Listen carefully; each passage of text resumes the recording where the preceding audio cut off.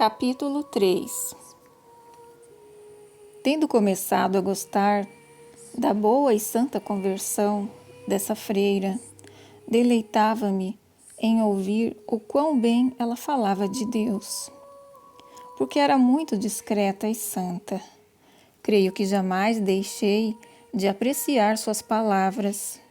Começou a contar-me como viera a ser freira, mediante a simples leitura destas palavras do Evangelho.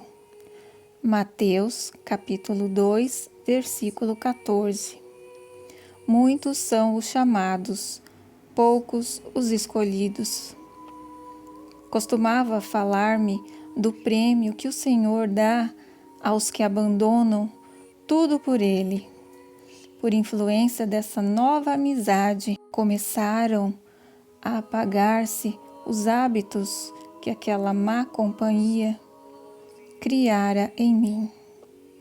O desejo pelas coisas eternas voltou a habitar meus pensamentos e enfraqueceu-se um pouco da grande antipatia, ainda muito arraigada em mim, que eu nutria pela ideia de tornar-me freira. Sentia grande inveja se via qualquer uma delas a lacrimejar enquanto rezava, ou a dar mostras de outras virtudes, pois meu coração era tão duro em relação a isso que, ainda que lesse a narrativa inteira da paixão, não conseguia verter uma lágrima sequer, o que muito me entristecia. Permaneci por 1 ano e meio nesse convento, donde saí muito melhorada. Comecei a rezar muitas orações vocais e consegui que todas as freiras me encomendassem a Deus, rogando-lhe que me conduzisse ao estado em que o havia de servir. Porém, ainda resistia a tornar-me freira, pois Deus até então não me considera desse desejo. Embora eu também tivesse medo de me casar. Ao cabo desse tempo, no entanto, já nutria mais simpatias por ser freira, mas não naquele convento, porque ali, como vinha a saber, observavam-se práticas que, apesar de extremamente virtuosas, pareciam-se demasiado exageradas. Dentre as mais moças, havia algumas que a isso me encorajavam, e se todas tivessem sido do mesmo parecer, muito eu teria aproveitado. Como tinha também uma grande amiga num outro convento, cheguei a decidir que, se eu houvesse de ser freira, que o fosse no convento onde ela estava. Assim pensava mais nos prazeres sensoriais e na vaidade do que no bem da minha alma.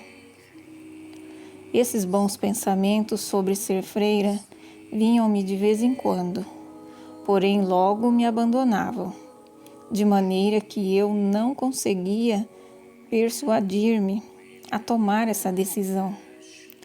Nessa época, embora eu não andasse descuidada do meu aperfeiçoamento, estava o Senhor mais empenhado em me preparar para a forma de vida que me era a mais adequada.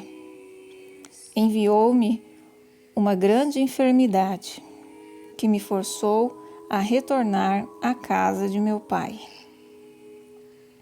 Quando melhorei, levaram-me à casa de minha irmã, que então vivia num vilarejo. Queria muito ver-me, pois era muito afeiçoada a mim, e dizia que, por sua vontade, eu jamais teria saído de perto dela. Seu marido também gostava muito de mim, pois me demonstrava grande afeição. Também isso devo ao Senhor, já que sempre fui bem tratada em toda parte. e, no entanto, nunca fiz mais do que servir-lhe tal como sou. No caminho que levava à casa de minha irmã, vivia um dos irmãos de meu pai, homem muito sábio e de grandes virtudes, viúvo, a quem o Senhor também andava preparando para si. Em sua velhice, abrira mão de tudo o que tinha e se tornara frade, terminando sua vida de uma maneira tal que, segundo creio, encontra-se agora junto a Deus. Quis que eu estivesse com ele por alguns dias. Tinha por prática ler bons livros em vernáculo, e sua conversação era habitualmente acerca de Deus e das vaidades do mundo. Fazia com que eu lesse para ele, em voz alta, e embora eu não apreciasse muito aqueles livros, simulava o contrário, porque em dar contentamento a outros eu empenhava todos os meus esforços, mesmo que isso me causasse um grande pesar. E minha complacência era tão excessiva que o que poderia ser uma virtude tornava-se uma grande falta, porque frequentemente faltava-me discrição. Oh, valha-me Deus! Por que meios Sua Majestade andava a me preparar gradualmente para o estado em que se quis servir de mim? Sem que eu quisesse, forçou-me a que eu me forçasse. Bendito seja para sempre. Amém. Embora tivesse passado poucos dias naquele lugar, era tão poderosa a impressão que causava em meu coração as palavras de Deus, tanto lidas como ouvidas, e tão boa era a companhia de que lá eu desfrutava, que aos poucos fui entendendo a verdade que aprendera quando criança, que todas as coisas são nada, que o mundo é vaidade e que logo irá acabar. Comecei a temer que se eu morresse, iria para o inferno. E embora ainda não desejasse ser freira, já conseguia ver esse era o estado mais apropriado e mais seguro para mim. De maneira que, pouco a pouco, fui me convencendo de que devia forçar-me a aceitá-lo. Nessa batalha estive por 3 meses, forçando-me a mim mesma, com o seguinte argumento, que as provações e sofrimentos de ser freira não podiam ser maiores que os do purgatório.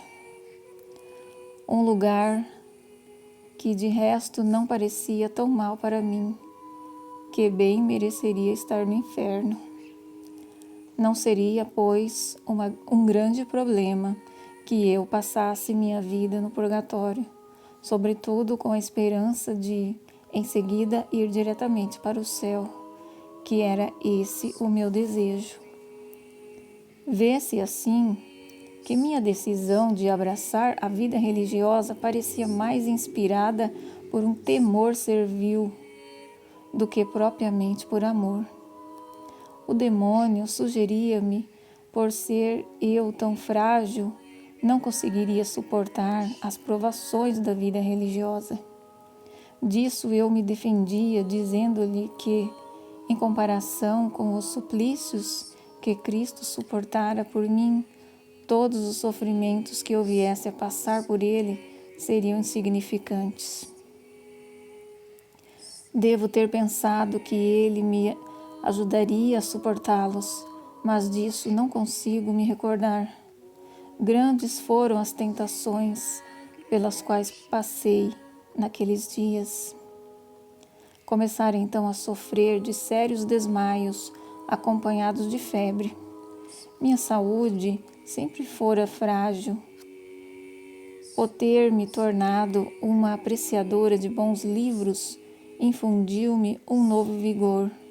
Li as cartas de São Jerônimo e estas inspiraram-me tamanha coragem que resolvi comunicar minha decisão a meu pai, o que para mim era quase o mesmo que vestir o hábito, pois o ter empenhado minha palavra de honra significa que muito dificilmente eu voltaria atrás naquilo que já afirmara como certo. Meu pai tinha tanto amor por mim que de nenhuma maneira o pude convencer. E igualmente infrutíferas foram as tentativas daqueles a quem solicitei que intercedessem em meu favor. O máximo que consegui obter foi sua permissão para que depois de sua morte eu fizesse o que bem entendesse. Mas como eu já desconfiava de mim mesma e temia voltar atrás por fraqueza, essa opção não me convinha, de maneira que busquei alcançar meu objetivo de uma outra maneira, como agora direi.